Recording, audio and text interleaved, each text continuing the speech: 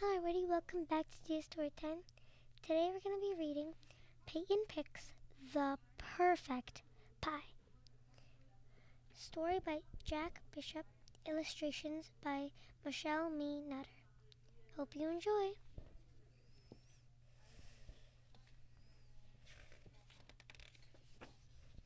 Peyton Picks the Perfect Pie. Story by Jack Bishop, illustrations by Michelle Me Nutter. Hope you enjoy. Peyton is particular, but she's not picky. Grown-ups use that word a lot. Picky, picky, picky. It's never a good thing, and it's not fair. Peyton likes dogs and cats, scooters and bikes, pools and beaches. She's not picky. Peyton likes to try new things. She learned all about long division in math class. It was hard at first, but now it's fun, like solving a puzzle.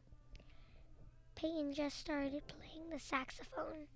She remembers the practice every day and enjoys it, as long as her dog Mila doesn't howl. And Peyton loves sports, every sport.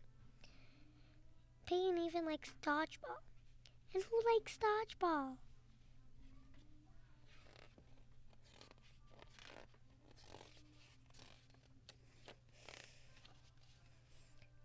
But Peyton is particular about food. She doesn't touch it. She doesn't like it when two foods touch her plate on her plate. She doesn't like green foods, or orange foods, or red foods. Peyton doesn't like foods that are gooey, gummy, sticky, or slimy, frosted, or flaky. And she most definitely doesn't like chunky or lumpy foods. But lately, Peyton has been thinking a lot about food. Her parents, Penny and Peter, love to cook. They never say it, but Peyton wonders if they like her to be, well, less particular about food.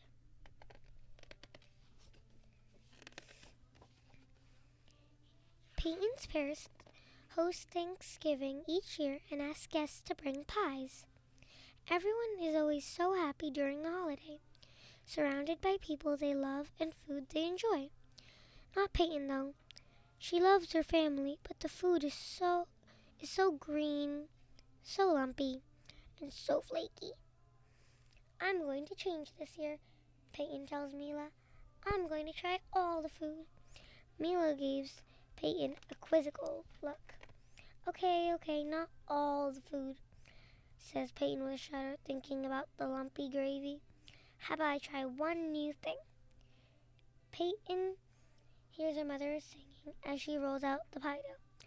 I'll try pie, Peyton exclaims. On Thanksgiving morning, Peyton helps her mom weave strips of pie dough into a pretty top. The small holes allow juices from the apples to evaporate, Penny says. That's why my crust is so flaky. Peyton tries to pretend she didn't just hear the word flaky. She looks over at her dad. Dad, do you need any help? The first guests are here. It's Uncle Sherwood and Uncle Mark. Peyton is excited and a little nervous to see all the different pies. We've brought our famous lemon chess pie, says Uncle Mark. I like checkers better than chess, Peyton whispers to Mila. Then she asks her uncles, what does this pie have anything to do with playing chess? Uncle Sherwood is a history buff. This recipe dates back several hundred years to England. The original name was cheese pie because the yellow filling sets up very firm, like a piece of cheese. Cheese in the pie? Peyton is concerned. That sounds both lumpy and sticky. Don't worry, Uncle Mark reassured. There's no cheese in our pie. Just lemon, sugar, cornmeal, butter, and eggs. When the next guest arrives, Payne is in the kitchen. She runs to hug Maria Alvarez, a social studies teacher at Peyton's school. Peyton, don't crush my ruffled milk pie. Ruffled what? Peyton asks her favorite teacher. I first had this pie in Greece, explains Miss Alvarez. It's made with thin sheets of phyllo dough that are shaped into ruffles. A sweetened egg custard is poured over the phyllo, and the pie is baked until the phyllo is crispy and the custard just wiggles. Oh no, Peyton whispers to Mila. A pie that wiggles? And aren't ruffles for dresses? Peyton opens the front door to find a crowd on the porch. It's Grandma Pearl, Grandpa Rich, Aunt Mia, Uncle Noah, and Peyton's 3 cousins, Jude, Jane, and Jamal. Make room for me and my millionaire pie, says Grandma Pearl. Peyton asks her mother, Do I get an extra allowance if I try a piece? Don't be silly, Peyton. But this pineapple pie does taste like $1,000,000. Don't tell your parents, she adds, but I bought my pie at the bakery for $10. What a deal.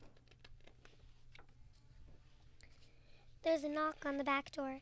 Peyton and Mila run to greet the next door neighbors. Bonjour, Peyton, says Miss Macaron. Please take my plum galette. Galette? Asked Peyton. Oui, Peyton, explains Madeline, who's in Peyton's grade. A galette is a rustic French tart. You arrange sliced plums on the dough, fold over the edges, and bake. And voila.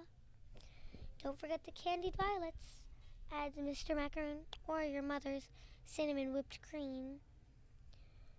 Peyton looks over to Mila and says, Flowers made into candies? Whipped cream with cinnamon? Finding a plain pie is going to be harder than I thought. Cousin Rachel and Russell from New York have brought Boston cream pie. Peyton is confused. They aren't from Boston, and their pie looks like a cake. Aunt Grace has a tray of whoopie pies. They look like chocolate flying saucers held together by a creamy white filling. Peyton likes the name, and she likes chocolate. But she wonders, is it cheating to try a pie that looks like a gigantic cookie? The Patels from across town arrive with Mississippi mud pie. Peyton can finally spell Mississippi correctly, but the mud doesn't sound good. Peyton hears a honk on the street. It's the Lees and their twin baby girls. They have brought 2 pies, pumpkin pecan and cranberry pear. These pies sound twice as fancy and twice as scary, Peyton thinks. Peyton goes back into the kitchen. Maybe her parents can offer some advice about choosing the right pie. But Peyton's parents are very busy. Peyton's dad asks her to carry some dishes to the table and then turns to Penny. We're missing someone. Where is your sister? Polly texted to say that she's running late. An ice storm in Denver meant her plane was diverted to Dallas. Polly said to start without her. At the table, Peyton takes 2 slices of turkey, white meat of course, and no skin. And no thanks to lumpy gravy. A fluffy roll sits next to, but not touching, the turkey. She adds a tidy scoop of mashed potatoes. Penny gently clicks a fork against the side of her glass, and the guests quiet down. Peter, Peyton, and I are so grateful that you could all share this special day with us. We celebrate with food, but having you all around our table is the real treat. It's finally pie time. There are big ones and small ones, tall ones and short ones, red ones and yellow ones. Is that even a green one? Payne has never seen so many pies. But one thing they all have in common, Payne thinks, is they're all kind of lumpy and maybe a little bit sticky or flaky. I'm not sure I can do this, Peyton confides to Mila. Just then, the doorbell rings. Aunt Polly stride in the house holding 2 large frosting containers. I didn't pick pie, she calls out laughing. But I brought something even better. Ice cream!